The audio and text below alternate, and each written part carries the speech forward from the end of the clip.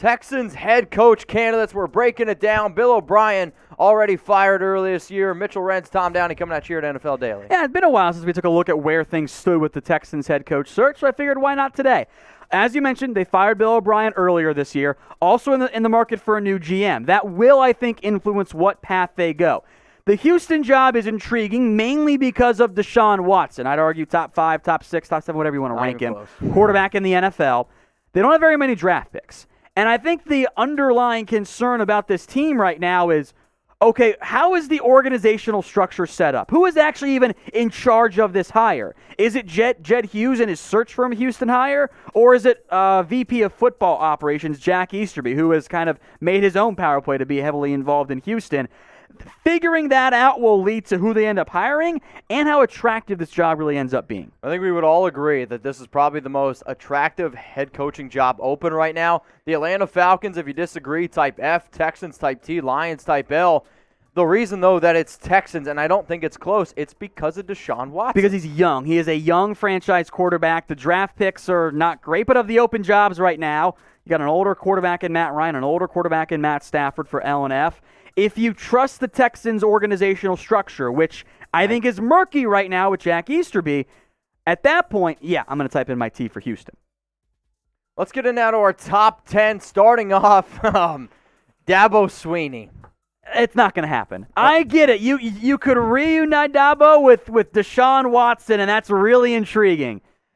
He ain't going to leave Clemson. The dude's already making over $9 million a year at one of the best jobs in football because everyone loves him at Clemson, and he makes the college football playoff almost every single year. Why would you leave except to go to your alma mater at Alabama? He ain't making the jump to the NFL. You could throw $10 million at him. He says, nah, I'm probably good.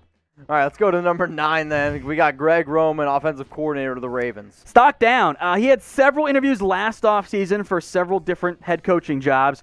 The Ravens' offense has regressed this year, and that's troubling because we saw the exact same thing with previous Roman offenses where they introduced this really good run offense. The run game works really well, and the passing concepts are great. Now, part of that is Lamar Jackson has struggled on outside throws, and the receiving core is not very good. And I think Watson would fit in a Roman offense, but I also want to maximize Watson's arm, not his legs. Because of that, I think they can find a better current OC. So we're trying to figure out who is going to be the Texans head coach next year. So what we're going to do is we're going to make this the pinned comment on today's video. So what I want you to do while you're getting hit with that YouTube ad break, scroll on down, let us know in the comment section who's going to be the Texans head coach next year. At number 8, Robert Saleh. So a lot of people were talking about him potentially defensive-minded, but do you really want to put a defensive-minded coach with Houston? I don't mind going defensive-minded because as long as you get a competent offensive coordinator, and Deshaun Watson allegedly wants to keep his current OC, there are very few quarterbacks who are good that say, yeah, I want to move on from my OC. Normally it's because they're able to work pretty well with that guy. I think the Lions, though, make a lot more sense for Robert Saleh just because he's local to Detroit more or less. That's why he's all the way down to 8. In a general coaching search, like just ranking just general candidates, he'd be a lot higher. Okay, sweet.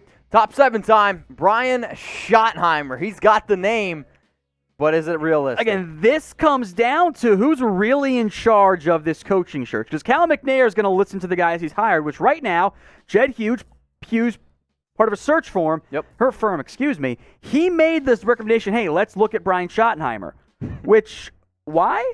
Like, again, if you're an NFL team, don't hire a damn search firm. You don't need to. I will do it for free for you. I will bring you good head coaching candidates. Schottenheimer would not be on my list. Okay. This is his 4th stop as an offensive coordinator. Jets, Rams, Georgia, Seahawks. Seattle offense been better this year. Why? Because of Russell Wilson. So, look, I get his last name is Schottenheimer. He's been around the NFL for a long time, still under the age of 50. There is some intrigue there. There are a lot of better offensive coordinators, and I know it's difficult to actually pinpoint a head coach if they're good or not because it's a different role with no real data to like say, yeah, this is why this guy's good or bad because they haven't been head coaches before. And those guys are judged on win-losses, so the interviews really matter from that perspective, so there's a lot of unknown. But based on resume, I'm not all that intrigued in Schottenheimer. Well, we got an awesome deal going on for y'all right now, whether you're a Houston Texans fan or if you're just a fan of some awesome freaking deals. Go to chatsports.com/jersey deal. So all the jerseys that you're about to see on screen are under $80. But you know what? There's even some at that link that you can see below on screen. It's also going to be in the description and in the live chat. $59.99. Growing up as a kid, I used to ask for at least one NFL jersey every single year. If your son, your daughter, or if you're just trying to get yourself something nice, well, you got the hookup going on right now. And seriously, like big-time players, like there's an Ezekiel Elliott jersey, Tom. Yeah. $59.99. Good deal. Wild. And these are high-quality Nike jerseys, not just some crappy thing from China just coming in here. No.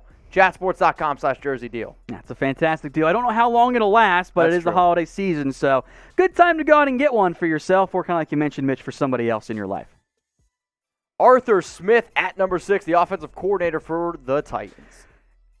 In general, the way the NFL tends to operate is if you are a promising young offensive mind, you will get a head coaching shot because they're trying to maximize offenses in an offensive-focused league.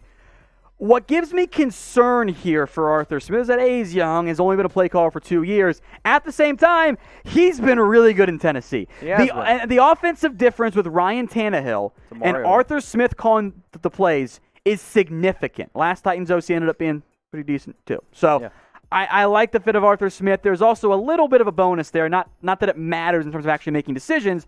You hurt a division rival in the process. Very true. This has been a very hot-takey type of name as well. I know a lot of people like Matt Campbell. Personally, I'm not the biggest fan, but he is number 5 on our list. I am a big fan because he's got Iowa State competitive and winning games in the Big 12. Iowa State is not a good program. I'm not saying that it is, but it just seems like to me I think people want him to be Matt Rule. I don't know if he is. I mean, Campbell was getting hyped as long as Matt Rule was, and this kind of comes back to what I mentioned earlier, that figuring out which guys are going to be great head coaches is tricky because there's a lot of, I'm going to call them intangibles because we can't normally track the data. Like, there's no stat for how good of a leader you are outside of wins and losses. True. From everything I've heard around Matt Campbell, everyone in the NFL thinks he has that it factor. Okay. That you are able to get guys, most importantly, to buy in. The common theme among all great coaches is buy-in. Matt Campbell's got buy-in at Iowa State. I think he can get buy-in in the NFL as well. There will be interest from multiple NFL teams. The Jets tried a couple years ago. He said no. Great decision by Matt Campbell, by the way. Maybe this time things changed for him, but if I'm Houston, I'm at least exploring this particular option. Well, when the Houston Texans do decide to make a move, we're going to be covering it here. We also cover the latest NFL news and rumors. We just crossed 225,000 subscribers. I want to try to get to 300,000 subscribers by the NFL draft. So if you haven't already, seriously, hit that big red button that says subscribe. Turn on those notifications. We're dropping a new video every single 3 hours. So if you're bored at home, we got you covered. Click that big red button that says subscribe and don't miss anything. Josh McDaniels at number 4. I get it here. But if I was an NFL team, Tom, I would be a little bit worried since what he did last time to the Colts. I absolutely agree with you. The Denver Broncos tenure was a disaster. He had too much power for a young guy, was not prepared for that amount of role. Beyond that, he screwed the Colts over. There were definitely some burnt bridges from that perspective. 100%. This kind of comes down to who's making the decisions. Is this a Jack Easterby truly led coaching search? If it is, well, from the Patriots, Josh McDaniels there as well. Yep. You could pair McDaniels with longtime Texans GM target Nick Caserio. That makes sense as a 1-2 punch there. Now, Texans have done the whole Patriots OC type deal thing before with technically Bill O'Brien. It's a very unique position. He's also the coach in waiting for the Patriots. Maybe Deshaun Watson makes McDaniels have interest, but maybe he just wants to stick around and say, I'll just take over the Patriots job. I'll just sit here and wait. Time to get in now to our top 3 head coaching candidates for the Houston Texans. I absolutely love this one, Matt Eberflus. Who, by the way, was actually hired in Indy by Josh McDaniels before that McDaniels was officially announced, but They had already agreed to a deal for Eberflus. And then Frank Reich says, okay, I'll keep you. He's been great move. I mean, Eberflus has done a fantastic job with that Colts DC. Defensive minds normally don't get as many chances, but I think it is time for Matt Eberflus, who, when he was with the Cowboys, was very well liked by players down there, done a great job. I think the record kind of speaks for itself with Indianapolis, that overall defense, despite having some injuries and COVID stuff there. He's going to get a shot at some point. Maybe it's Houston. So what do you think the Texans should do? Should they go offensive-minded coach or defensive-minded coach? Now, For me, I am always going to tighten my O when you have a quarterback like Deshaun Watson, because you've seen with a team like the Seahawks, you can have a terrible defense. If you got a quarterback like that, you're kind of always going to go O then, because if you don't have a good quarterback, you want to find someone who can maximize them, right? Yeah, that's true. You're kind of always going to go offense. All right, y'all. So let us know. Type O for offense, type D for the defense. This has been a fun name. Brian Daboll, offensive coordinator of the Bills, who has done a phenomenal job with Josh Allen. Daboll has some ties, by the way, to Jack Easterby. They worked together for a year in Kansas City and, of course, have ties to the Patriots system as well. Daboll is a Nick Saban and a Bill Belichick disciple, and I think the biggest argument I can make for him is go look at Josh Allen. The offensive system that Brian Daboll has run is very well done.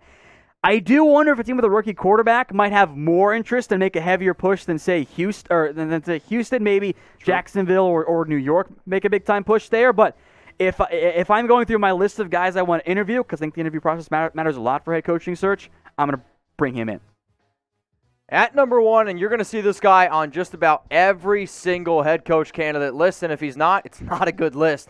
Eric Bienemy of the Chiefs. You could also see a potential kind of reunion with, once again, Jack Easterby. KC's director of football operations, Mike, I'm going to botch the last name, Borgonzi, worked with Easterby in Kansas City. You bring those guys into New England, to Houston, excuse me. Now you've got a nice little 1-2 punch there, and Easterby can still have some power in the organization, which I still think is route Houston's going to go, but we'll see. Look, there's not a lot of good reasons that Bieniemy's not a head coach. I don't have one. Andy Reid gives him glowing reviews. The players love him. He's had interviews. Maybe he didn't interview well. There's some off-the-field stuff that is easily Googleable in terms of some DUI issues at Colorado and some player issues at Colorado, but nothing that would make me go, oh, yeah, you can't hire this guy. Yeah. So, unless there's something I don't know about. So, at some point, Bieniemy's got to be the guy. He's got to get a head coaching shot. I think pairing him in Houston with Deshaun Watson makes a lot of sense for every party involved in that discussion.